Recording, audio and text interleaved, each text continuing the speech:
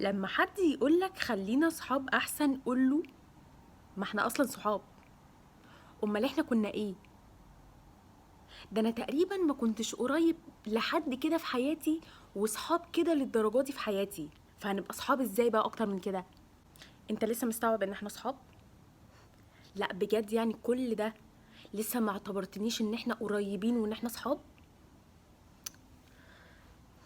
انسى بقى خالص انك تتصدم وتحس انك متضايق وانك مرفوض وتتحايل عليه ان انت عايز فرصة. لا لا لا لا، كل ده هيخليك تبعد الشخص ده عنك اكتر بدل ما يقربوا منك، وهيخليك تخسر نفسك وكمان تكون مكسور. التلاتة سيبه هيجري وراك، لا وكمان عمره ما هيبعد عنك لما انت تقوله الكلمة دي. لما انت تقوله طب ما احنا صحاب اصلا، يعني انا اللي محدد ان احنا صحاب من الاول، عليت عليك، مش انت اللي جاي تديني قرار من جديد وتحط حدود للعلاقة وتقول خلينا صحاب احسن. فانا اللي متحكم في العلاقة ومعتبر ان احنا صحاب، مش انت اللي رافضني. انا رافضك من قبل ما انت ترفضني.